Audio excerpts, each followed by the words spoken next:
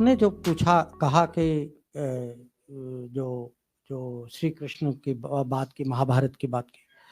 देखिए मेरा जो उस पे जो लेख है, मैंने लेख इसीलिए लिखा क्योंकि मैं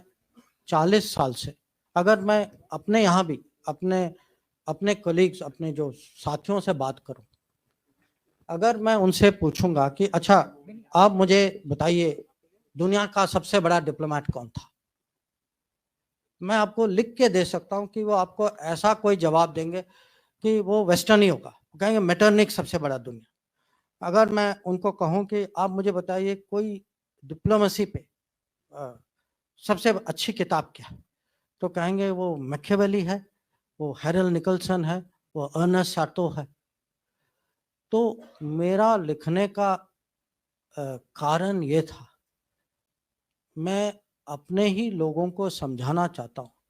कि भाई घर में देखो, अगर आप मेरे से पूछेंगे कि इतनी पढ़ाई के बाद आपको क्या लगता है कि दुनिया के सबसे बड़े डिप्लोमेट कौन थे,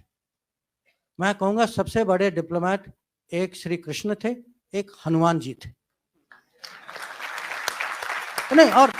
ये बहुत सीरियस उत्तर दे रहा हूं मैं आपको कि अगर आप उनको कूटनीति के परिप्रेक्ष्य से देखें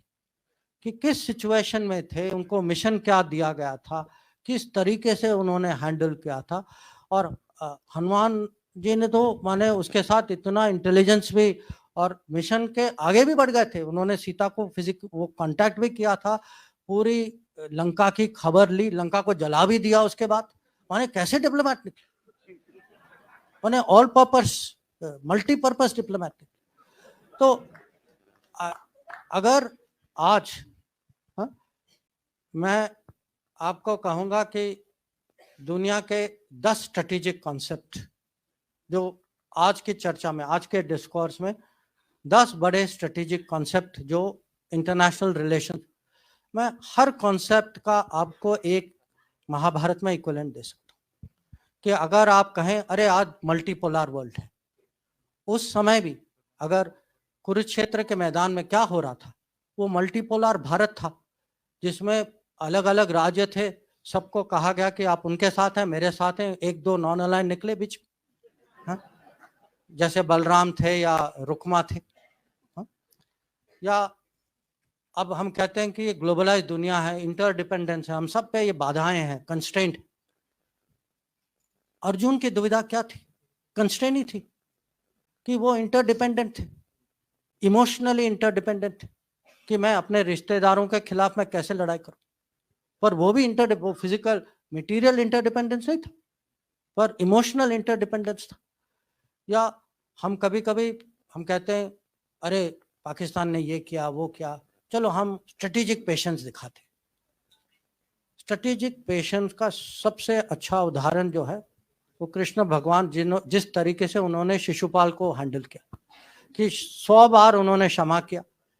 100 बार, उसके बाद आपको पता उन्होंने क्या क्या। या आजकल ये टर्म आया है रूल्स बेस्ड ऑर्डर, हाँ, कि एक मर्यादा होती है देशों के बीच में, जो राजनीति में, कि आपस में कुछ ऐसे कानून होते हैं, कुछ रूल्स होते हैं। महाभारत की कहानी क्या है कि जो रूल्स का उल्लंघन करते हैं, जैसे कर्ण या दुर्योधन, वो अपने आखिरी समय में खुद उनको अचानक रूल्स याद आ जाती कि वो कहते हैं भाई ये नहीं करो क्योंकि ये रूल के मुताबिक, और पूरी जिंदगी जो है उन्होंने उसी रूल्स का उन्होंने पालन नहीं किया था। तो ऐसे बहुत सारी चीज है। आज हम कभी कभी आपस में हमारी डिबेट होती है कि हमारे खिलाफ हमसे बड़ा देश है। अब ये याद रखिएगा कि पांडव जो है,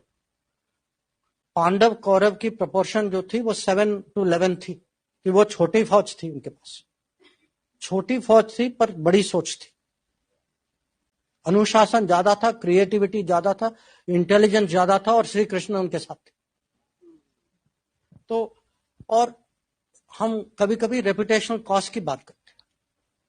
कि रेपुटेशन जो है कूटनीति में, राजनीति में भी, जिस पे आप भरोसा, अब भरोसा की मैं क्या कीमत बताऊं आपको, जिस पे भरोसा करते हैं उसकी जो वैल्यू जो है, पार्टी हो, आदमी हो, देश हो, रेपुटेशन की बहुत कीमत होती। और पांडवों की रेपुटेशन जो है कौरव से इतनी अच्छी थी, रेपुटेशन का बहुत फर्क पड़ा। और कभी कभी ये भी है कि जो बड़े गोल, जो लार्जर गुड के लिए कभी लोगों को माने टैक्टिकल एडजस्टमेंट करना पड़ता है। और ये भी इसके बहुत उदाहरण, जो युधिष्ठिर ने अश्वत्थामा के बारे में कहा, या जब अर्जुन ने शिखंडी को आगे किया। अब टेक्निकली आप कहेंगे कि ये गलत चीज किया, पर उन्होंने किया एक कारण के लिए, देखें तो अलग बात थी। तो ऐसी बहुत सारी चीज हैं, जैसे अब स्ट्रेटेजिक डिसेप्शन, जो जब कृष्ण भगवान ने सूर्यास्त का एक किस्म से इल्यूजन क्रिएट किया, तो जयद्रथ को लगा कि वो बच गए। तो मैं आपको ये उदाहरण इसीलिए दे रहा हूं कि